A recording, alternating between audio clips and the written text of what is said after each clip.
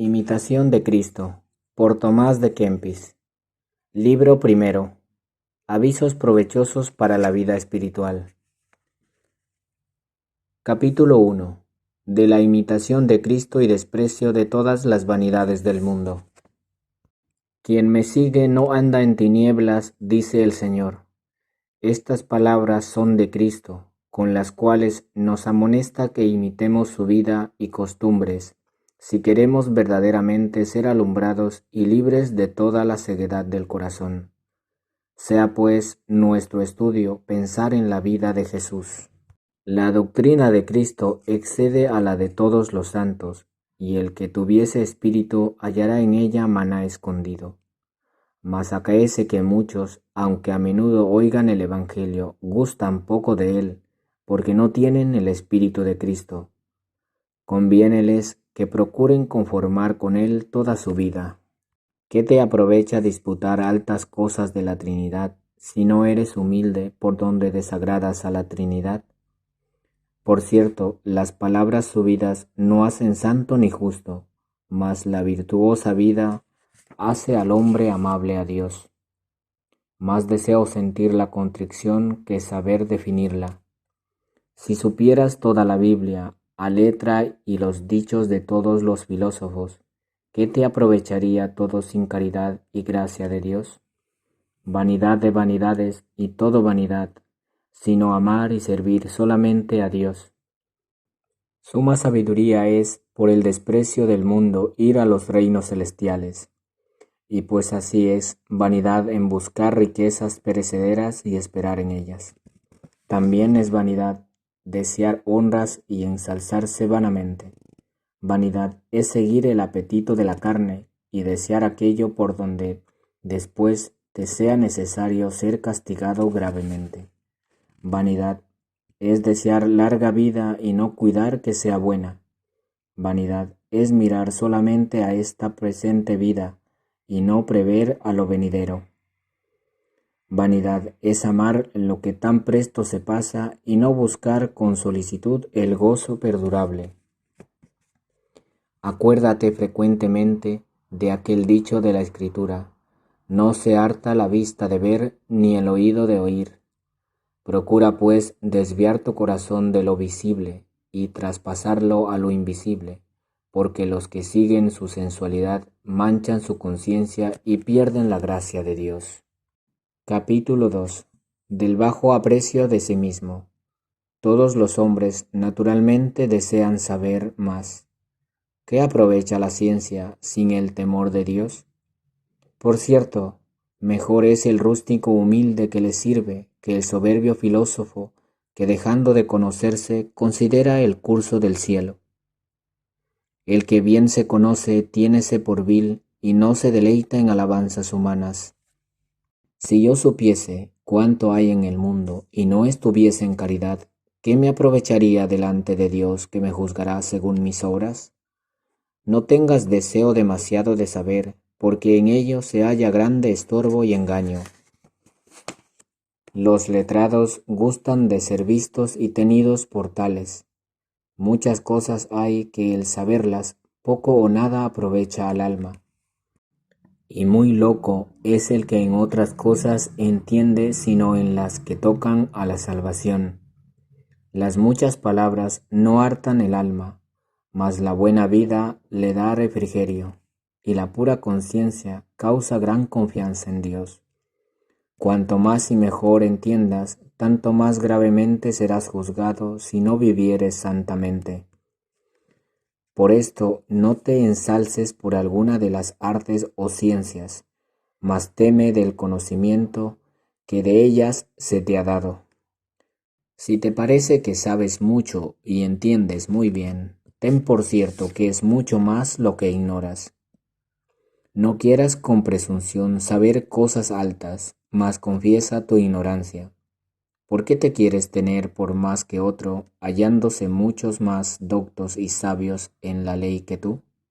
Si quieres saber y aprender algo provechosamente, desea que no te conozcan ni te estimen.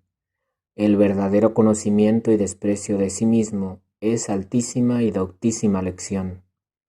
Gran sabiduría y perfección es sentir siempre bien y grandes cosas de otros, y tenerse y reputarse en nada. Si vieres alguno pecar públicamente o cometer culpas graves, no te debes juzgar por mejor, porque no sabes cuánto podrás perseverar en el bien. Todos somos flacos, mas tú a nadie tengas por más flaco que a ti. Capítulo 3. De la doctrina de la verdad. Bienaventurado aquel a quien la verdad por sí misma enseña, no por figuras y voces que se pasan, sino así como es. Nuestra estimación y nuestro sentimiento a menudo nos engaña y conocen poco. ¿Qué aprovecha la curiosidad de saber cosas obscuras y ocultas? Pues que del no saberlas, ¿no seremos en el día del juicio reprendidos? Gran locura es que dejadas las cosas útiles y necesarias, entendamos con gusto en las curiosas y dañosas. Verdaderamente teniendo ojos no vemos. ¿Qué se nos da de los géneros y especies de los lógicos? Aquel a quien habla en verbo eterno, de muchas opiniones se desembaraza. De aqueste verbo salen todas las cosas, y todas predican este uno, y este es el principio que nos habla. Ninguno entiende o juzga sin él rectamente. Aquel a quien todas las cosas le fueron uno, y trajere a uno, y las viere en uno, podrá ser estable y firme de corazón, y permanecer pacífico en Dios. Oh verdadero Dios, hazme permanecer uno contigo en caridad perpetua. Enójame muchas veces leer y oír muchas cosas. En ti está todo lo que quiero y deseo. Callen todos los doctores, no me hablen las criaturas en tu presencia, háblame tú solo. Cuando alguno fuere más unido contigo y más sencillo en su corazón, tanto más y mayores cosas entenderá sin trabajo, porque de arriba recibe la luz de la inteligencia. El espíritu puro, sencillo y constante no se distrae aunque entienda en muchas cosas, porque todo lo hace a honra de Dios, y esfuérzase a estar desocupado en sí de toda sensualidad. Quien más te impide y molesta que la aflicción de tu corazón no mortificada. El hombre bueno y devoto primero ordena dentro de sí las obras que se debe hacer de fuera, y ellas no le llevan a deseos de inclinación viciosa, mas él las trae al albedrío de la recta razón. ¿Quién tiene mayor combate que el que se esfuerza a vencerse a sí mismo? Y esto debería ser nuestro negocio, querer vencerse a sí mismo y cada día hacerse más fuerte y aprovechar en mejorarse. Toda la perfección de esta vida tiene consigo cierta imperfección y toda nuestra especulación no carece de alguna obscuridad. El humilde conocimiento de ti mismo es más cierto camino para ir a Dios que escudriñar la profundidad de la ciencia. No es de culpar la ciencia ni cualquier otro conocimiento de lo que en sí considero es bueno y ordenado de Dios, mas siempre se ha de anteponer la buena conciencia y la vida virtuosa, porque muchos estudian más para saber que para vivir, y yerran muchas veces y poco o ningún fruto hacen. Si tanta diligencia pusieran en desarraigar los vicios y sembrar las virtudes como en mover cuestiones, no se harían tantos males y escándalos en el pueblo, ni habría tanta disolución en los monasterios. Ciertamente en el día del juicio no nos preguntarán qué leímos, sino qué hicimos, ni cuán bien hablamos, sino cuán honestamente hubiéramos vivido. Dime, ¿dónde están ahora todos aquellos señores y maestros que tú conociste cuando vivían y florecían en los estudios? Ya poseen otros sus rentas y por ventura no hay quien de ellos se acuerde. En su vida parecían algo, ya no hay de ellos memoria. Oh, cuán presto se pasa a la gloria del mundo. Pluguiere a Dios que su vida concordara con su ciencia y entonces hubiera estudiado y leído bien. ¿Cuántos perecen en este siglo por su vana ciencia, que cuidaron poco del servicio de Dios? Y porque eligen ser más grandes que humildes, se hacen vanos en sus pensamientos. Verdaderamente es grande el que tiene grande caridad. Verdaderamente es grande el que se tiene por pequeño y tiene en nada la cumbre de la honra. Verdaderamente es prudente el que todo lo terreno tiene por estiércol para ganar a Cristo. Y verdaderamente es sabio aquel que hace la voluntad de Dios y deja la suya. Capítulo 4. De la prudencia en las acciones. No se debe dar crédito a cualquier palabra ni a cualquier espíritu, mas con la prudencia y espacio se deben, según Dios, examinar las cosas. Mucho es de doler que las más veces se cree y se dice el mal del prójimo que el bien. Tan flacos somos. Mas los varones perfectos no creen de ligero cualquier cosa que les cuentan, porque saben ser la flaquez humana presta al mal y muy deleznable en palabras. Gran sabiduría es no ser el hombre inconsiderado en lo que ha de hacer, ni tampoco porfiado en su propio sentir. A esta sabiduría también pertenece no creer a cualesquiera palabras de hombres, ni decir luego a los otros lo que oye o cree.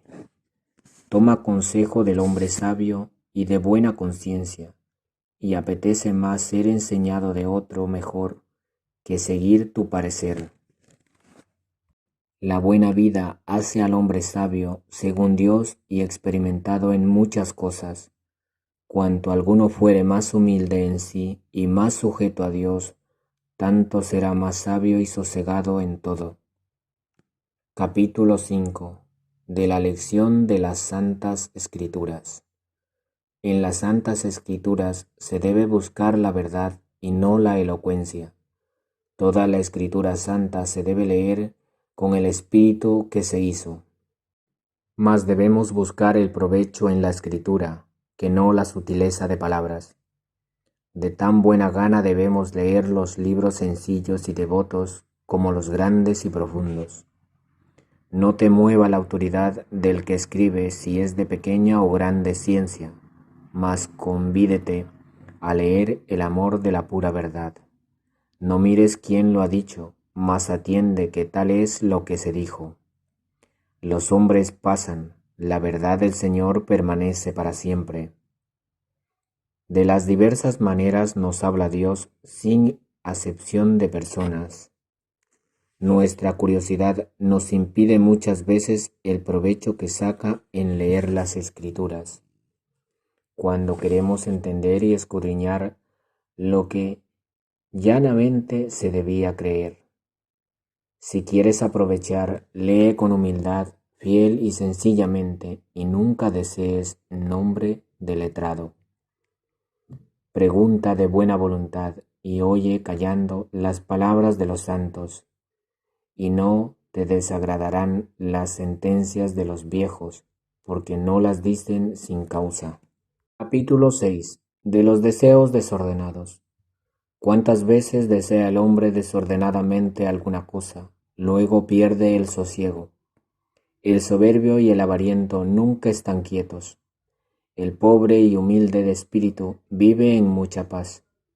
El hombre que no es perfectamente mortificado en sí, presto es tentado y vencido de las cosas pequeñas y viles. El flaco de espíritu, y que aún está inclinado a lo animal y sensible, con dificultad se puede abstener totalmente de los deseos terrenos, y cuando se abstiene recibe muchas veces tristezas y se enoja presto si alguno le contradice. Pero si alcanza lo que desea, siente luego pesadumbre por el remordimiento de la conciencia, porque siguió a su apetito, el cual nada aprovecha para alcanzar la paz que buscaba. En resistir, pues, a las pasiones se halla la verdadera paz del corazón y no en seguirlas, pues no hay paz en el corazón del hombre carnal ni del que se ocupa en lo exterior, sino el que es fervoroso y espiritual. Capítulo 7. ¿Cómo se ha de huir de la vana esperanza y la soberbia? Vano es el que pone su esperanza en los hombres o en otra cosa creada. No te avergüences de servir a otro por amor de Jesucristo y parecer pobre en este siglo. No confíes de ti mismo, sino pon tu esperanza en Dios. Haz lo que puedas y Dios favorecerá tu buena voluntad. No confíes en tu ciencia ni en la astucia de ningún viviente, sino en la gracia de Dios, que ayuda a los humildes y abate a los presumidos. Si tienes riquezas, no te gloríes en ellas, ni en los amigos, aunque sean poderosos, sino en Dios, que todo lo da y sobre todo se desea dar a sí mismo. No te ensalces por la gallería y hermosa disposición del cuerpo, que con pequeña enfermedad se destruye y afea. No te engrías de tu habilidad o ingenio, no sea que desagrade a Dios, de quien es todo bien natural que tuvieres. No te estimes por mejor que otros, porque no seas quizá tenido por peor delante de Dios, que sabe lo que hay en el hombre. No te ensoberbezcas de tus buenas obras, porque de otra manera son los juicios de Dios que los de los hombres, y a Él muchas veces desagrada lo que a éstos les contenta. Si tuvieres algo bueno, piensa que son mejores los otros, porque así conserves la humildad. No te daña si te pusieres debajo de todos, mas es muy dañoso si te antepones a solo uno. Continua paz tiene el humilde, mas en el corazón del soberbio hay emulación y saña frecuente. Capítulo 8. ¿Cómo se ha de evitar la mucha familiaridad? No descubras tu corazón a cualquiera, mas comunica tus cosas con el sabio y temeroso de Dios. Con los jóvenes y extraños conversa poco, con los ricos no seas lisonjero, ni estés de buena gana delante de los grandes. Acompáñate con los humildes y sencillos, y con los devotos y bien acostumbrados, y trata con ellos cosas de edificación. No tengas familiaridad con ninguna mujer más en general. Encomienda a Dios todas las buenas.